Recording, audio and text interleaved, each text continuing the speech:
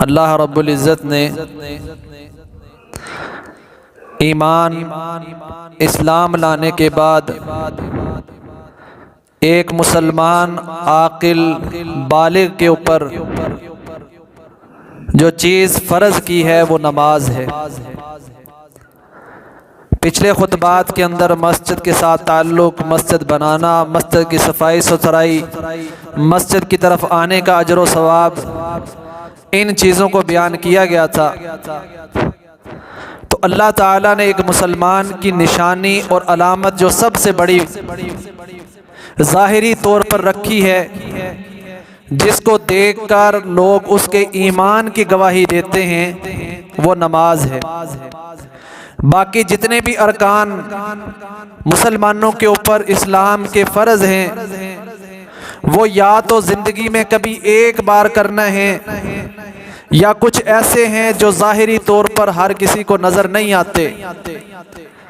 اگر حج فرض ہے تو وہ صرف ان لوگوں پر ہے جو حج کی طاقت رکھتے ہیں، جن کے پاس مال و اسباب ہے، کر سکتے ہیں، صرف ان پر فرض ہے، ہر کسی پر فرض نہیں۔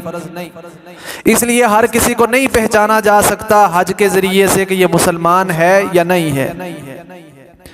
اسی طرح سے روزہ ہے، روزہ کسی کو نظر نہیں آتا، فرض ہے، لیکن کسی کو نظر نہیں آتا کہ اس نے رکھا ہے یا نہیں رکھا، وہ ہر ایک کا باطنی اندر کا معاملہ ہے۔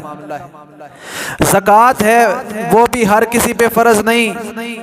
جو صاحب نصاب ہے، جس کے پاس اتنا مال ہے کہ اس پہ زکوٰۃ فرض ہو، وہ ہر مسلمان پر نہیں، وہ بھی کسی کسی پہ ہے۔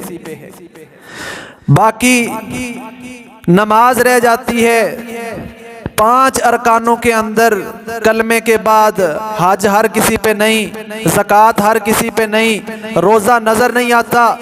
نماز ہی ہے جس کو دیکھ کر ہم اپنے معاشرے کے اندر کہہ سکتے ہیں، اور صحابہ کرام یہ بات کہا کرتے تھے کہ ہم اس چیز کی گواہی دیتے کہ جو بندہ نماز پڑھتا کہ یہ مومن ہے، یہ مسلمان ہے، اور یہ ایک مسلمان کی ظاہری علامت اور نشانی ہے جس سے معاشرے کے اندر اس کو پہچانا جاتا ہے۔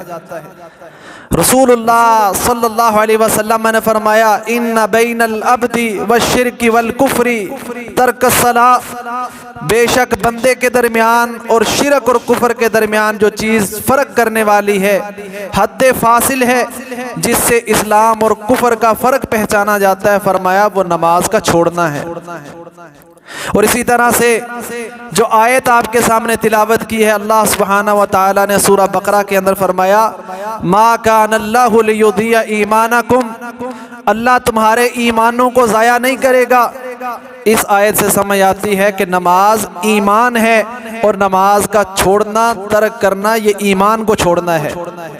اللہ سبحانہ و تعالی نے سورہ توبہ کے اندر ارشاد فرمایا، اقیموا الصلاۃ ولا تکونوا من المشرکین، نماز قائم کرو اور مشرکوں میں سے نہ ہو جاؤ، کہ نماز جو نہیں پڑھتا اس کا شمار قرآن نے مشرکوں کے اندر کیا ہے۔ جس قدر نماز پڑھنا اہم ہے، نماز ایمان ہے، نماز کو چھوڑنا شرک اور کفر ہے، اسی طرح سے نماز کو مسجد کے اندر پڑھنا، با جماعت پڑھنا، یہ بھی فرض ہے۔ جیسے نماز کو ترک کرنا بہت بڑا گناہ ہے، رسول اللہ صلی اللہ علیہ وسلم نے فرمایا، من ترک صلاۃ متعمدا فقد کفر، جس بندے نے ایک نماز چھوڑ دی جان بوجھ کے، اس نے کفر کیا۔ تو جیسے جان بوجھ کے نماز چھوڑنا گناہ ہے، کفر کہا ہے، اسی طرح سے جان بوجھ کے ہوش و حواس کے اندر عاقل بالغ ہوتے ہوئے با جماعت نماز کو چھوڑنا، مسجد سے نماز کو چھوڑنا، یہ بھی اسی طرح سے گناہ ہے۔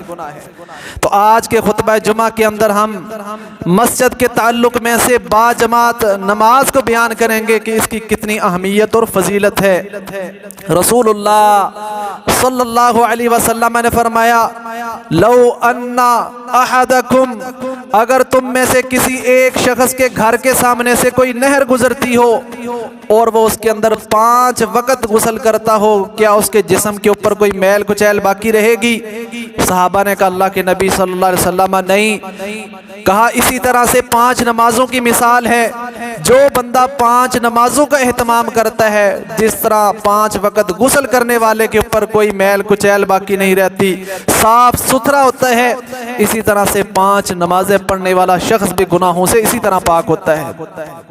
فرمایا جس طرح سے خزاں کے اندر درخت اپنے پتے گراتے ہیں، اسی طرح سے یہ نمازوں کا اہتمام کرنے والا شخص، اس کے گناہ بھی اسی طرح سے جھڑتے ہیں جس طرح سے درختوں کے پتے گرتے ہیں۔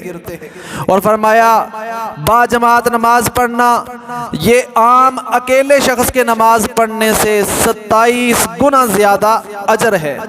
ایک نماز اگر پڑھتے ہیں اس کا اجر ایک کا ہے، لیکن با جماعت اگر بندہ نماز پڑھتا ہے اس کو ایک نماز پڑھنے کا اجر و ثواب 27 نمازوں کے برابر ملتا ہے۔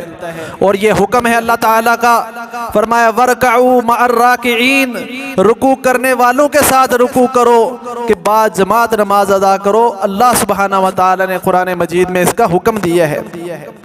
نبی کریم صلی اللہ علیہ وسلم کے بارے میں حضرت انس رضی اللہ تعالیٰ عنہ فرماتے ہیں کہ پیارے نبی کریم صلی اللہ علیہ وسلم انتہائی بیماری کی حالت کے اندر زندگی کے آخری ایام گزار رہے تھے، اور آپ صلی اللہ علیہ وسلم پر غشی کے دورے پڑ رہے تھے۔ کہا ہوش آیا، پوچھا نماز کا کیا بنا؟ رسول اللہ صلی اللہ علیہ وسلم کو کہا گیا لوگ آپ کا انتظار کر رہے ہیں۔ ایک ٹب کے اندر پانی منگوایا، غسل کیا، مسجد کی طرف جانا چاہا، کہا پھر آپ پر غشی پڑی اور پھر آپ بے ہوش ہو گئے۔ پھر ہوش آیا، پھر پوچھا نماز کا کیا بنا؟ کہا لوگ آپ کا انتظار کر رہے ہیں۔ کہا پھر پانی منگوایا، دوبارہ پھر غسل کیا، پھر مسجد کی طرف جانا چاہا اور پھر دوبارہ آپ پر غشی طاری ہو گئی۔ رسول اللہ صلی اللہ علیہ وسلم کو تیسری مرتبہ ہوش آیا، کہا لوگ کیا کر رہے ہیں، نماز کا کیا بنا؟ کہا لوگ آپ کا انتظار کر رہے ہیں۔ صحیح بخاری اور مسلم کے اندر یہ حدیث ہے، رسول اللہ صلی اللہ علیہ وسلم نے کہا مرو ابا بکر فلیصلی الناس، ابو بکر کو حکم دو کہ وہ لوگوں کو نماز پڑھائیں۔ اللہ کے نبی صلی اللہ علیہ وسلم کی کیفیت کیا ہے؟ بار بار غشی کے دورے پڑ رہے ہیں، ہوش آتا ہے نماز کا پوچھتے ہیں، پھر دورہ پڑتا ہے، پھر ہوش آتا ہے، پھر نماز کا پوچھتے ہیں، اور آخر پھر بھی گھر کے اندر نماز پڑھنے کا دل نہیں چاہا۔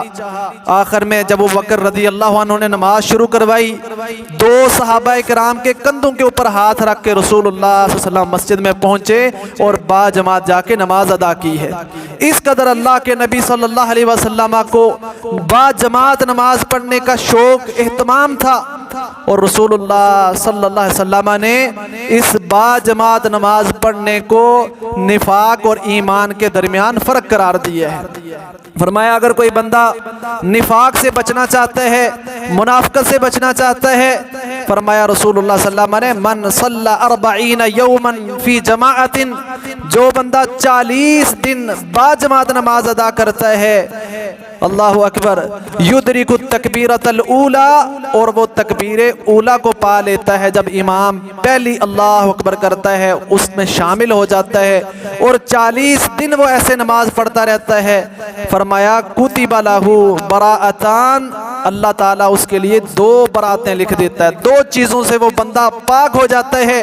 فرمایا براءت من النار، ایک تو اللہ تعالیٰ اس کو آگ سے بری کر دیتے ہیں، وہ بندہ جہنم سے آزاد ہے جو بندہ 40 دن مسلسل جماعت کے ساتھ نماز پڑھے۔ اور فرمایا وبراءت من النفاق، اور اللہ تعالیٰ اس کو منافقت سے، نفاق سے بری کر دیتا ہے۔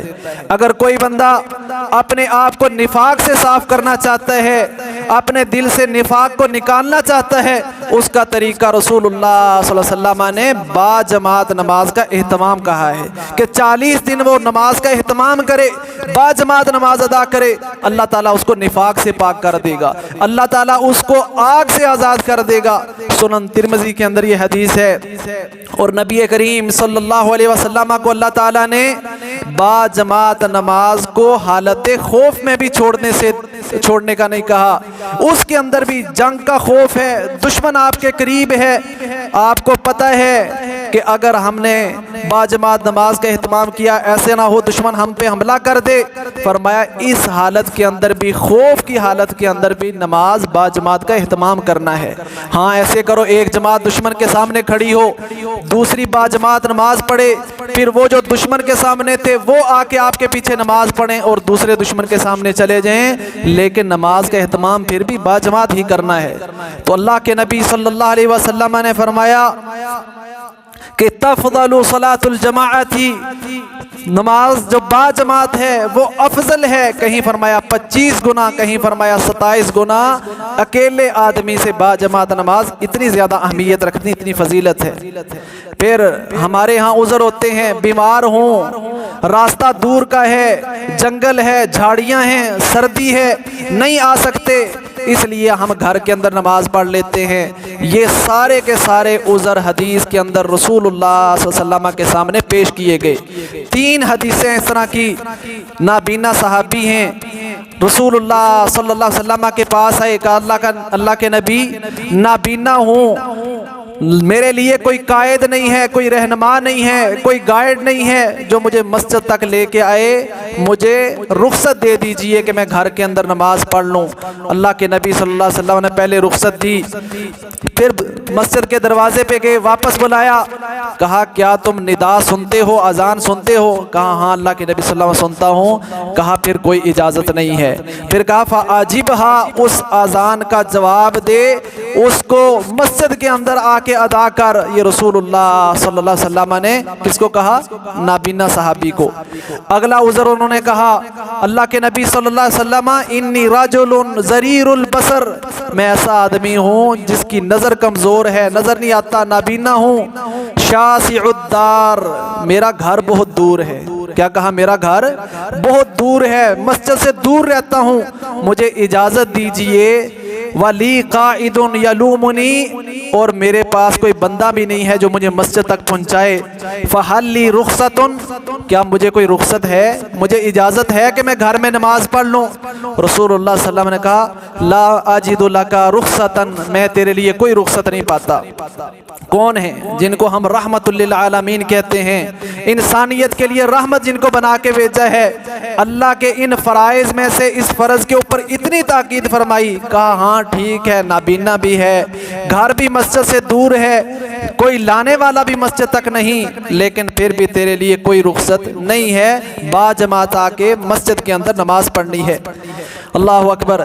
پھر یہی ابن ام مکتوم رضی اللہ تعالیٰ عنہ کہتے ہیں اللہ کے نبی صلی اللہ علیہ وسلم مسجد کے اندر آئے، دیکھا لوگ تھوڑے کم تھے تو کہا غصے میں ہوئے اور کہا میرا دل چاہتا ہے کہ میں ایک اذان کہنے والے کو کہوں وہ اذان کہے، اور ایک جماعت کروانے والے کو آگے کروں اور وہ جماعت کروائے، اور میں پیچھے پلٹوں، اور جو لوگ مسجد کے اندر آ کے با جماعت نماز نہیں پڑھتے ان کو میں ان کے گھروں سمیت جلا دوں۔ حدیث کے اندر رسول اللہ صلی اللہ علیہ وسلم نے کیا کہا ہے کہ میں ان کو گھروں سمیت جلا دوں جو مسجد کے اندر آ کے نماز نہیں پڑھتے۔ یہ کون کہہ رہے ہیں؟ رحمت للعالمین محمد الرسول اللہ صلی اللہ علیہ وسلم۔ تو کسی بھی بالغ عاقل مرد کو گھر کے اندر نماز پڑھنے کی اجازت رسول اللہ صلی اللہ علیہ وسلم نے کسی حالت کے اندر نہیں دی۔ کہتے ہیں صحابی ابن ام مکتوم، جب میں نے رسول اللہ صلی اللہ علیہ وسلم کی یہ بات سنی کہ میں دل چاہتا ہے کہ وہ لوگ جو مسجد سے پیچھے رہتے ہیں، گھروں کے اندر رہتے ہیں، میں ان کو گھروں سمیت جلا دوں، تو میں نے عرض کی اللہ کے نبی صلی اللہ علیہ وسلم، اللہ اکبر، میں نے کہا اللہ کے نبی صلی اللہ علیہ وسلم میرے لیے کوئی بھی نہیں ہے جو مجھے مسجد کی طرف لے کے آئے، اور میرے راستے کے اندر ان بینی و بین المسجد نخلا، میرے اور میرے مسجد کے درمیان کھجوروں کے باغات ہیں، اور اسی طرح میرے اور مسجد کے درمیان شجرن جنگلات ہیں، ولا اقدر علی قاعد کل ساعت، اور ہر وقت میرے پاس کوئی لانے والا بھی نہیں ہوتا۔ کھجوروں کے باغات میرے اور مسجد کے درمیان آتے ہیں، جنگل ہیں، جھاڑیاں ہیں میرے اور مسجد کے درمیان، اور میرے پاس کوئی لانے والا بھی ہر وقت موجود نہیں ہوتا، کیا مجھے اجازت ہے کہ میں گھر میں نماز پڑھ لیا کروں؟ رسول اللہ صلی اللہ علیہ وسلم نے پوچھا حل تسمع النداء، کیا تو اذان کو سنتا ہے؟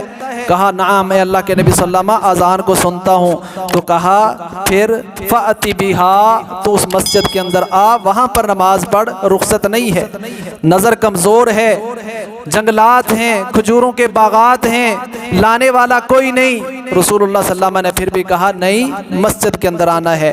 اور آج ہم میں سے کون بندہ ہے جس کے پاس یہ عذر ہو کہ میری نظر کام نہیں کرتی، میرے اور مسجد کے درمیان بہت بڑا جنگل ہے، بہت بڑے بڑے باغات ہیں، مجھے کوئی مسجد تک پہنچانے والا بھی نہیں ہے، تو میں کیا گھر کے اندر نماز پڑھ لوں؟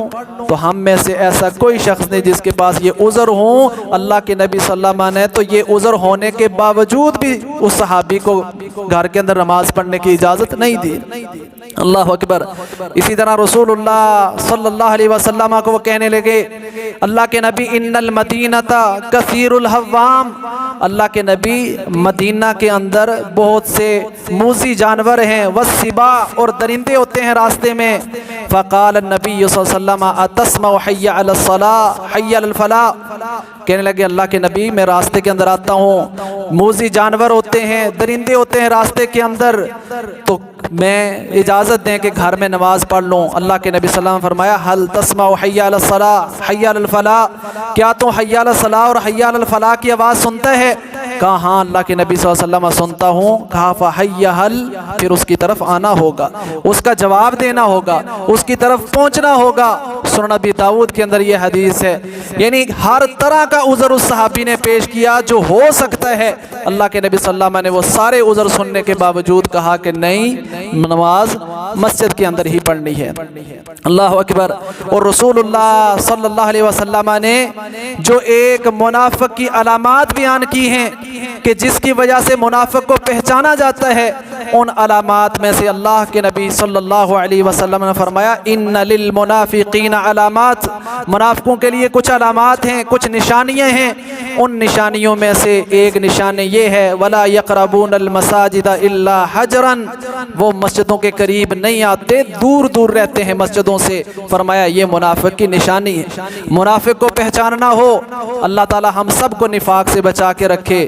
ہم مسلمان ہیں، ایمان والے ہیں، تو رسول اللہ صلی اللہ علیہ وسلم نے منافقین کی نشانی بیان فرمائی کہ لا یقربون المساجد الا حجرا، وہ مسجدوں کے قریب نہیں آتے، مسجدوں سے دور رہتے ہیں۔ ولا یأتون الصلاۃ الا دبرا، اگر وہ مسجد میں آ بھی جائیں تو مسجد کے اذان کے بعد انتظار کرتے ہیں، چلو آخر میں پہنچ ہی جائیں گے، آخری رکعت میں جا کے مل جائیں گے، نماز کا وقت ابھی باقی ہے۔ اور نبی کریم صلی اللہ علیہ وسلم فرمایا اگر وہ آتے بھی ہیں نماز میں تو آخر میں پہنچتے ہیں، نماز کا وقت ختم ہونے والا ہوتا ہے پھر آتے ہیں۔ اور یہی منافق کی نشانی ایک دوسری حدیث کے اندر رسول اللہ صلی اللہ علیہ وسلم نے بیان فرمائی، وہ انتظار کرتا رہتا ہے، انتظار کرتا رہتا ہے حتیٰ کہ سورج غروب ہونے کے قریب ہوتا ہے اور شیطان کے دو سینگوں کے درمیان پہنچ جاتا ہے، اور پھر وہ آتا ہے 4 نکرات، 4 ٹھونگے آ کے مارتا ہے جلدی جلدی کہ کسی طرح سے اس فرض کو سر سے اتاروں۔ فرمایا لا یذکرون اللہ الا قلیل، اس کے اندر وہ اللہ کا ذکر نہیں کرتا مگر بہت تھوڑا، یعنی جلدی جلدی نماز کو ختم کرتا ہے اور آتا بھی آخری وقت کے اندر ہے۔ تو رسول اللہ صلی اللہ علیہ وسلم نے یہ منافق کی علامات بتائی ہیں۔ اور اسی طرح سے ایک حدیث کے اندر ہے، فرمایا رسول اللہ صلی اللہ علیہ وسلم نے کسلان، سست نماز کی طرف آتا ہے، دل نہیں چاہتا لیکن کہتا ہے چلو چلا جاتا ہوں، لوگ کیا کہیں گے، نماز نہیں پڑھتا۔ فرمایا کہ اس طرح سے سستی کے ساتھ نماز کی طرف آتا ہے، یہ منافق کی علامت ہے۔ اور با جماعت نماز پڑھنا اللہ تعالیٰ اس کے ذریعے سے نفاق سے پاک اور صاف کر دیتا ہے۔ اور نبی کریم صلی اللہ علیہ وسلم نے فرمایا من سر ان یلقى اللہ غدا مسلما، جو بندہ یہ چاہتا ہے، خوش ہوتا ہے اس بات پہ کہ میں کل اپنے رب سے ملوں اور مسلمان ہوں، اللہ کی فرما برداری کی حالت کے اندر میں اپنے رب سے ملوں، فرمایا اس کی علامت اور نشانی کیا ہے وما یتخلف عنہا، وہ ان 5 نمازوں سے پیچھے نہیں رہتا، ان 5 نمازوں کا اہتمام کرتا ہے، مسجد کے اندر آتا ہے۔ فرمایا صرف ان سے پیچھے کون رہتا ہے الا منافق معلوم النفاق، وہ بندہ ہی پیچھے رہتا ہے۔ اسی طرح سے صحیح مسلم کے اندر عبداللہ بن عباس رضی اللہ تعالیٰ عنہ کا قول بھی موجود ہے، کہا ہمارے زمانے کے اندر، عہد کے اندر صرف وہ لوگ نماز سے پیچھے رہتے تھے معلوم النفاق، جن کا نفاق سامنے ہوتا تھا، واضح، جن کے ہر بندے کو پتا ہوتا تھا کہ یہ منافق ہے، صرف وہ بندہ ہمارے عہد کے اندر مسجد سے پیچھے رہتا تھا اور کوئی بندہ مسجد سے پیچھے نہیں رہتا تھا۔ اور نبی کریم صلی اللہ علیہ وسلم نے نماز با جماعت چھوڑنا، مسجد کے اندر نماز نہ آ کے پڑھنا، اس کی سزا وعید کیا بیان فرمائی ہے۔ سنن ابن ماجہ کے اندر حدیث ہے، فرمایا لا ينتهين اقوام عن ودع الجماعات، لوگ با جماعت نماز چھوڑنے سے باز آ جائیں، با جماعت نماز ترک نہ کریں۔ اگر اس سے باز نہ آئے، او لا يختمن اللہ علی قلوبہم، اللہ تعالیٰ ان کے دلوں کے اوپر مہر لگا دے گا۔ جو با جماعت نماز ادا نہیں کرتے ان کے دلوں پر اللہ مہر لگا دے گا۔ ثم لیکونن من الغافلین، پھر ضرور با ضرور وہ غافلوں میں سے ہو جائیں گے۔ اب غافل کون ہے؟ جس کو پرواہ نہیں ہوتی۔ ٹھیک ہے، جو کچھ ہوتا ہو، ایک تجارت کے اندر غافل ہوتا ہے، جیسے چیز گم رہی ہے، ضائع ہو رہی ہے، ہوتی جائے، اور ایک اعمال کے اندر غافل ہے، کوئی بات نہیں ہے، جیسے زندگی گزرتی ہے گزارتے چلے جاؤ۔ فرمایا اللہ اس کو غافلوں میں ڈال دے گا، پھر اس کو نماز ضائع ہونے کی پرواہ نہیں ہوگی، جماعت سے پیچھے رہنے کی اس کو کوئی فکر نہیں ہوگی، اور اللہ اس کے دل کے اوپر مہر لگا دے گا۔ جب دل پہ مہر لگ جائے پھر اس کو نیکی کے اندر شوق ختم ہو جاتا ہے، اور گناہ ہونے پر اس کو ندامت نہیں ہوتی۔ نماز چھوٹ بھی جائے، نماز رہ بھی جائے، جماعت ضائع بھی ہو جائے تو اس کو اس کی کوئی فکر نہیں ہوتی۔ فرمایا جب تب جماعت کو چھوڑو گے، با جماعت نماز کو ترک کرو گے، اللہ تمہارے دلوں کے اوپر مہر لگا دے گا اور اللہ تعالیٰ تمہیں غافلوں کے اندر ڈال دے گا۔ اللہ تعالیٰ ہمیں با جماعت نماز ادا کرنے کی توفیق عطا فرمائے، اور اس کی اہمیت کو، اس کی فرضیت کو سمجھنے کی توفیق عطا فرمائے۔ رسول اللہ صلی اللہ علیہ وسلم نے جیسے نماز کو فرض قرار دیا ہے، ایسے ہی با جماعت نماز پڑھنے کو بھی فرض قرار دیا ہے۔ اور جتنے بھی ہمارے اسلاف گزرے ہیں ان کے بارے میں تو بہت سے اقوال موجود ہیں، خصوصاً سعید بن مسیب رحمہ اللہ کے بارے میں آتا ہے، وہ کہتے ہیں کہ 40 سال عمر میں نے گزاری اور 40 سالوں کے اندر کبھی ایسے نہیں ہوا کہ میں نے تکبیر اولیٰ بھی چھوڑی ہو۔ 40 سال کو چھوٹی عمر نہیں ہے۔ اور ایک صحابی، ایک عالم کے بارے میں آتا ہے، وہ کہتے ہیں کہ جب بھی مؤذن نے فجر کی اذان دی ہو تو میں فجر کی اذان سے پہلے مسجد میں نہ ہوں۔ 70 سال میں نے گزارے ہیں اور ان 70 سالوں کے اندر کبھی ایسے نہیں ہوا کہ مؤذن کی اذان دینے سے پہلے میں مسجد کے اندر موجود نہ ہوں۔ یہ لوگ بھی گزرے ہیں کہ جن کی 40 سال کی زندگی کے اندر کبھی ایک نماز بھی جماعت سے نہ رہی ہو، اور ایسے لوگ بھی گزرے ہیں جن کے 70 سال کی زندگی گزر گئی لیکن اذان فجر سے پہلے وہ مسجد کے اندر موجود ہوتے ہیں۔ وہ بھی ہم جیسے ہی اسی دنیا کے اندر رہتے ہوئے انسان ہیں، ہم جیسے کھانے پینے والے، زندگی گزارنے والے، ان کے بھی کام کاج ہوتے ہیں، ان کے بھی بیوی بچے ہوتے ہیں، ان کے بھی معاملات ہوتے ہیں، سب کچھ ہوتا ہے۔ لیکن جب بندہ اس کی اہمیت کو سمجھ لے، اس کی فضیلت کو سمجھ لے اور اس کے اوپر ملنے والے انعامات کو سمجھ لے تو اللہ تعالیٰ توفیق عطا فرما دیتے ہیں۔ اللہ تعالیٰ عمل کی توفیق عطا فرمائے۔ وآخر دعوانا ان الحمد للہ رب العالمین۔